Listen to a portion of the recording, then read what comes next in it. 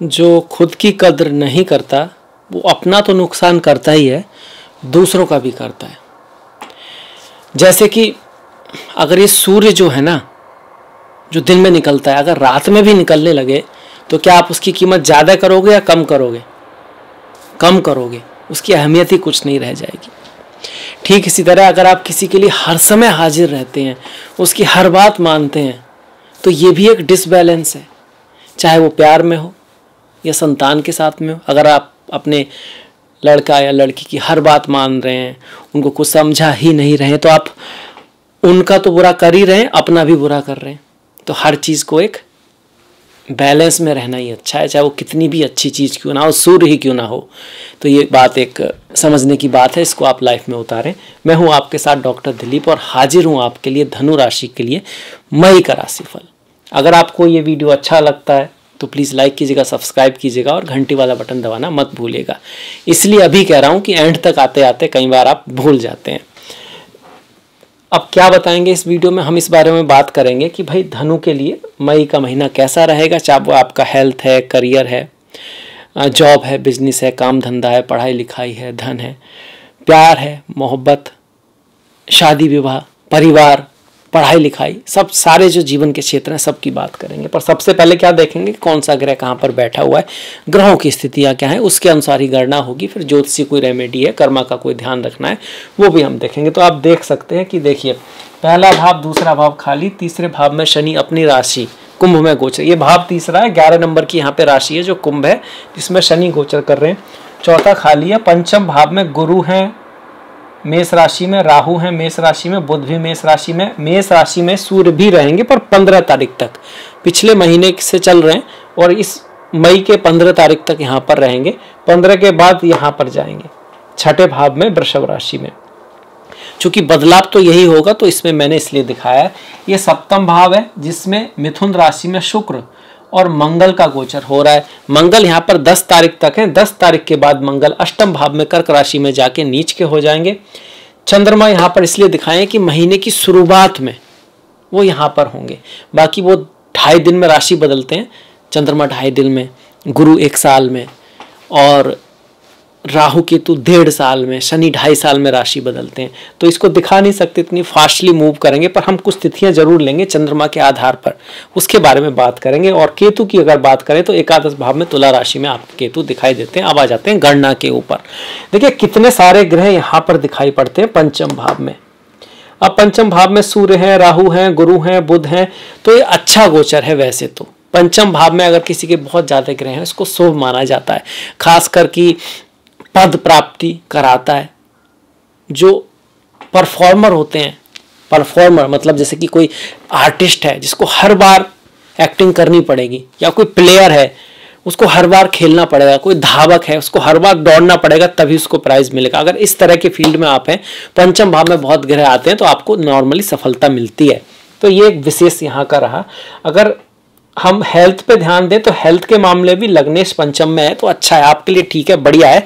पर चूंकि राहु के साथ है थोड़ा सा ध्यान रखें, लॉ को फॉलो करें, असमय खाएं ना, असमय पानी हो, कोई भी खाने पीने का थोड़ा ध्यान रखें, दिन रात का थोड़ा ध्यान रखें। सूर्य निकलने से पहले अगर पॉसिबल हो, नहीं तो सुबह सुबह जरूर उठें और रात को समय से सो जाएं।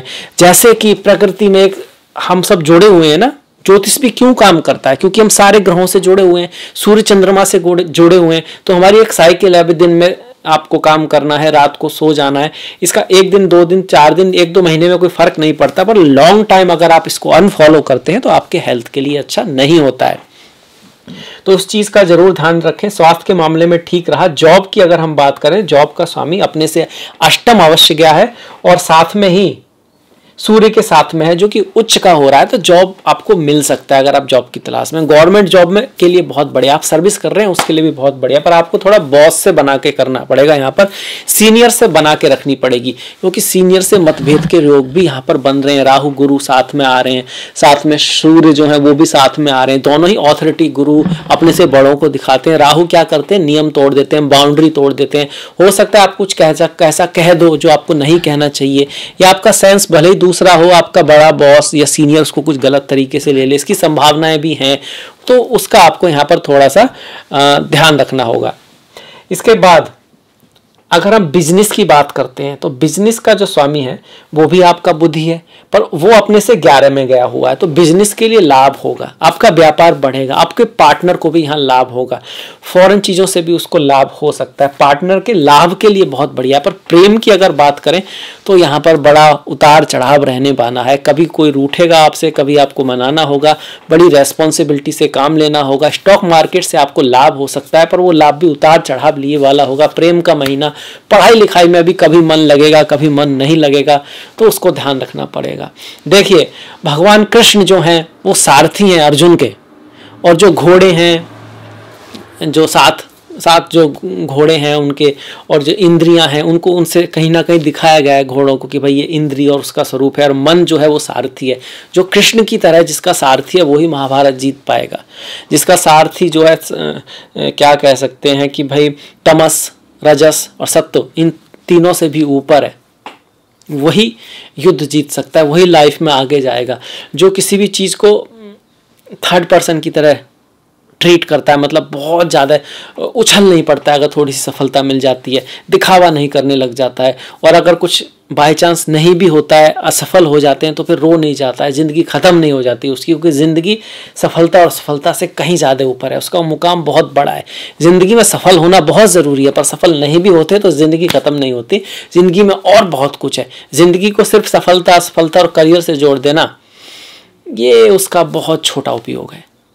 इस बात को समझने की आवश्यकता है यहाँ पे, और अगर आप इसको समझेंगे, थोड़ा बैलेंस बना के चलेंगे प्रेम में, रिश्तों में, तो सब ठीक रहेगा। क्योंकि इतने सारे ग्रह एक जगह आ रहे हैं, हालांकि गुरु का आशीर्वाद, मतलब बुद्धिमानी से, ज्ञान से अगर आप काम लोगे, धैर्य से काम लोगे, तो सब कुछ बढ़िया रहने वाला है। पढ़ाई लिखाई में, प्यार में, परिवार की अगर हम बात करते हैं तो परिवार का जो स्वामी है तृतीय भाव में है, यात्रा हो सकती है आपके माता पिता की लाइफ में, कुछ थोड़े बहुत उतार चढ़ाव यहाँ पे रह सकते हैं।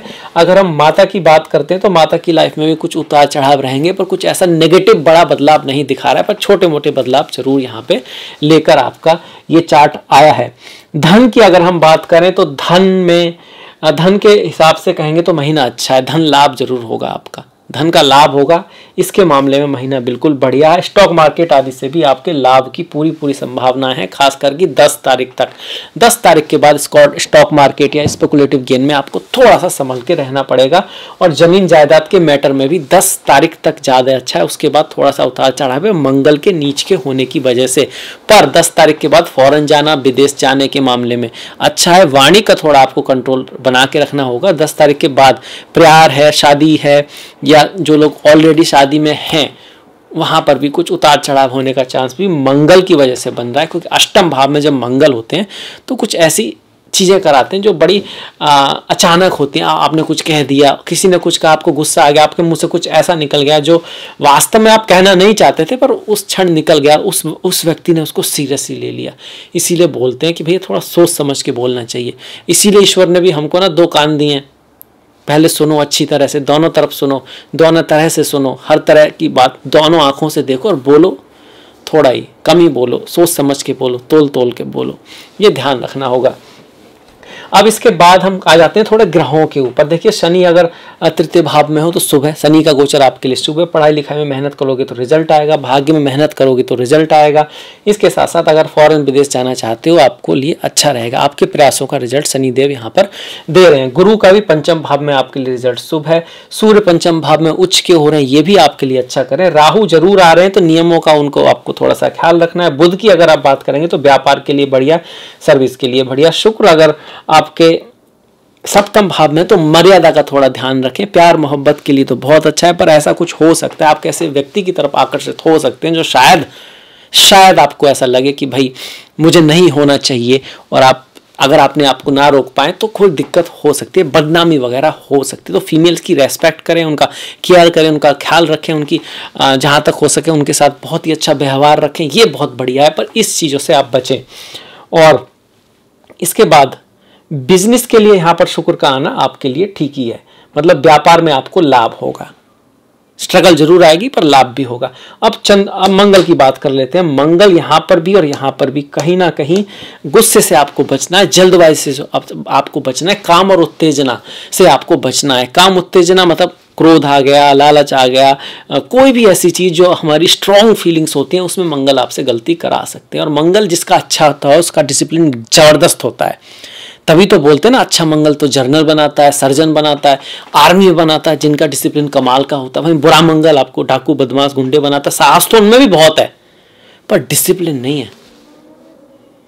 वो अपने गुरु को इस तरह फॉलो नहीं करते जैसे हनुमान राम को फॉलो करते हैं। मंगल उनका भी अच्छा है, मतलब नीच का है पर साहस है। साहस मंगल का नहीं है। अच्छे मंगल की जो निशानी है वो हनुमान वाली है, वो सेना वाली है।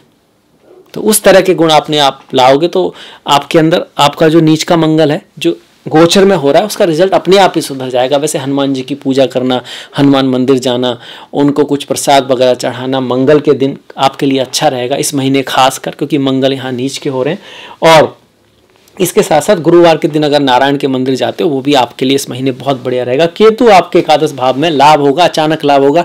संतों का सम्मान कीजिए, थोड़ा स्पिरिचुअलिटी, अध्यात्म को अपनी लाइफ में लाइए, आपका लाभ जरूर होगा। केतु आपको लाभ देंगे।